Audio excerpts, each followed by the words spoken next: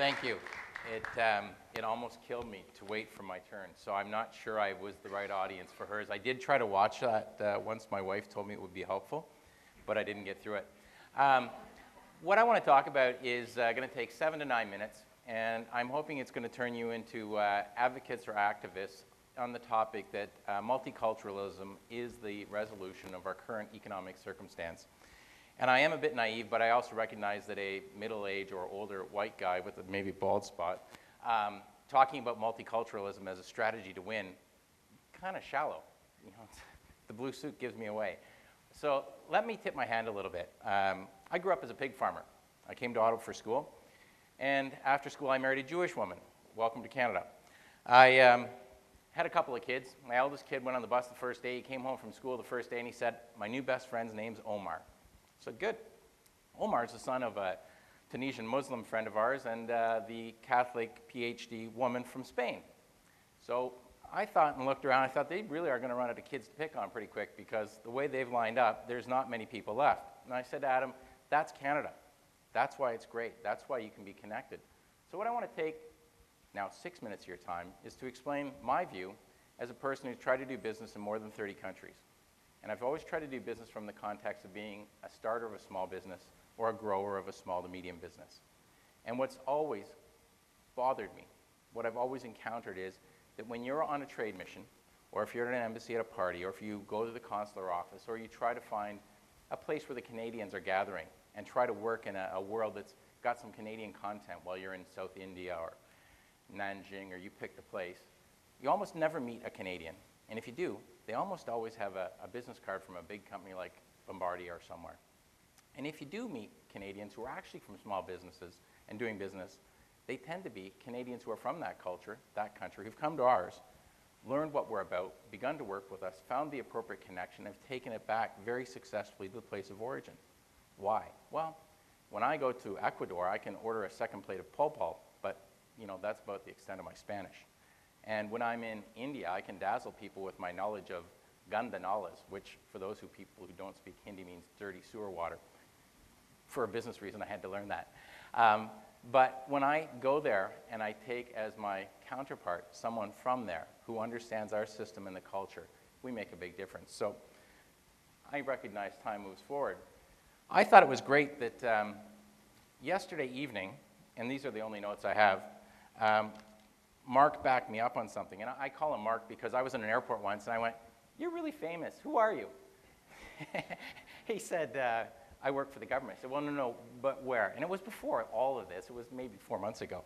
And he was on his way to China. But last night he gave a speech, and it was his departing speech. And he completely agrees with me that exports are important, so much so that he, in fact, is exporting himself to prove the point.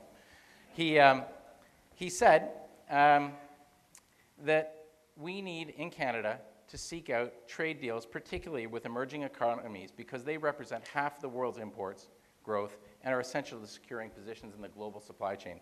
He went on, as they often do. He didn't break new ground, they said, but what he did make very clear is that we can no longer rely on slow growth economies such as the US or the no growth economies such as Europe and have to look to the emerging markets with particular attention to China and Asia. And finally, he said that our exports are currently about 130 billion less than they would be in the case of a typical post-war recession. That represents about 8% of gross domestic product. So we're not doing everything right. So Mark's got my back on this. He missed the point. I'm not going to export myself. But I do want to talk with the first point of 3 that tie together. I think that if we can, at the end of my now 5 minutes, conclude that we have 3 things to work together. And that if we work them together, we're going to have a really exciting country to be a part of. We're going to have a very high growth rate economy. And we're going to have to trade what the Swiss may have had at one time to banking. You can read this. Really, the key thing is we think we've got a lot of immigration going on that, you know, we'll hear the rhetoric that we're at about 250,000 new permanent citizens, residents each year. But you can go back to a period of time in 1913 and we accommodated 400,000. So this idea that we need to slow our rate of immigration, I don't really understand. We have a bigger base number to which we're adding more people. We're going pretty well, but 250,000 may or may not be the maximum. When you reflect that compared to the rest of the G8 countries, we're absolutely killing it. The next best growing country in terms of immigration as a percentage is the US, and they're about 1.5 points behind us. Everyone else trails. So we have a diverse country, and we have a growing rate and a continuing rate. Small business. Believe me, this is important. If you think of nothing else after the evening, I think we can visually capture quite often the fact that we have a multicultural society. It's pretty hard to capture when you look around and recognize that about 98.1% of all businesses in Canada are what we would call small, 100 people or less. Why does that matter? If my friend, the father of Omar, if Soufiane went to, say, IBM and told him the good news that he's from Tunisia and he has a very good command of the language, he understands the culture, and he could be really helpful. In a really big business, that's not a key ingredient. But when you go to a small business, if you say to the company with 35 people, your product would fit perfect in Tunisia. And in fact, I know the political system, I know these people who run commerce in this particular way, and I could take the product there. All we need to do is one plane ticket. That becomes a very different point of activation. And it's very important because when we look at Canada, we're dominated by small business. And it's not just a question of how many, because of course there are going to be a lot. But when you look at GDP, I've given you the low end of it. 30% of our GDP comes from small business. That's when you count the government into GDP, which kills me to do. If you take them out, it's about 45, 42% of our GDP comes from small business. That's about the same as big business. They generate the jobs. They are really important to exports, about 25%. And a thing that I think is relevant because it's Canada is 17% of these businesses are controlled, owned, and operated by women. So now we have a diversity and we have an opportunity. 1.3% of small business export. So now Mark has exported himself. He's not in a position to help grow us any further. 1.3% of small businesses are exporters. Exports. Every country is looking for growth. Now, I spent a lot of time. I think I've been to India maybe 14, 15 times in the last 2.5 years. I've been to China a bunch of times, Philippines, Ecuador. You name it, I can tell you where the food's the best. It's always about the food and the business. They have to go together. But exports, to me, are the only sustainable way for growth. Every economy on the planet is looking at how do I become a better exporting nation. Now, what do you have? You have the people and you have the products, you have the resources. So once we get done selling the rocks and the oil, what do we have? We have to create and we have to move these products overseas.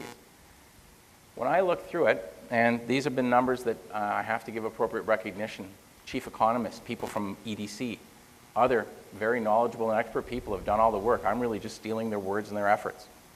What they've looked at and said is if you modeled our economy and our exports to that of our current population, rather than struggling to think about any growth, we'd have a pretty robust economy. We'd have a pretty terrific place to show wealth creation, opportunity for employment, and the benefits of multiculturalism if we do it my way. When you look through it, at the bottom right now, at the end of the day, everybody's rubbing their hands together and hoping that 1.8 isn't our GDP, but in fact 2. So not exactly what you can plan for your retirement on, because when you've got that kind of rate of growth, you can expect you're going to have almost no rate of interest, which means you better come up with a strategy to make wealth because there is no rate of return. So it's not all bad news. When you put this together, I think we have 3 things that kind of align that can happen. We get an opportunity to have a growth rate that's 10%, not 1.5, when we mirror on that.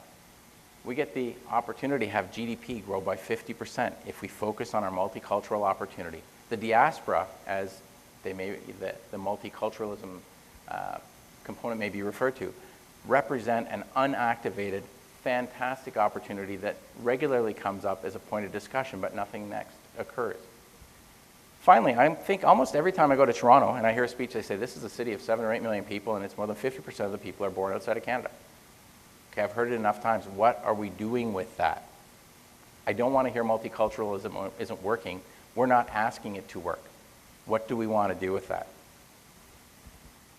Oh, I think you have it's like a bad bar. It has like a 3-drink maximum and this thing dies out.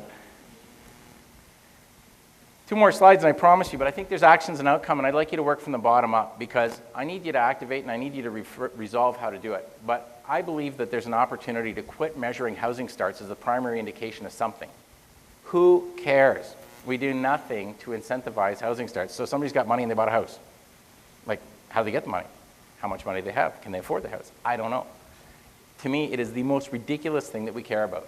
What we should be having is an export alignment index, or you can name it if you come up with it. But what I want is an index that looks at our multiculturalism, looks at where we go to, and looks at what we're doing to create alignment across cultures to geographies where we have the linguistic, cultural, every expertise you could hope for residing here. We should be aimed at the markets that we can get to. We don't. We do nothing. So when you work your way up, if a government person whom you interact with says, what do you want me to do? First, measure it. Second, begin to look around and say, how do I enable people who've come from another geography to become part of a small to medium business? We can get bags of money to do science and research. We can ask NSERC to do this. We can go through all these channels and get shred credits. We can invent everything. And then we get told Canadians can't sell or market anything. Well, Mr. and Mrs. Government, let's line up a little bit of the money on the side to put that in place. You get the rest of it, but I can't understand if we're going to spend our time creating free trade agreements, why we're so excited to go run off and create one with Europe. When, yeah, probably about 100 to 200 years ago, I was European. The alignment with Europe and the growth opportunity is so brutal. I can't believe we'd bother cutting a Canadian tree down to print the paper, or to make the paper we're going to print that agreement on. Let's line up with the places we should go, and let's get that done. The result, and there's only 2 more slides, is I really do think if we focus on this, if we advocate on this, and we work on this, that 46-year-old people in blue suits with maybe a bald spot can actually begin to make Canada's next generation have an opportunity for wealth that is very exciting. And I look at it that way.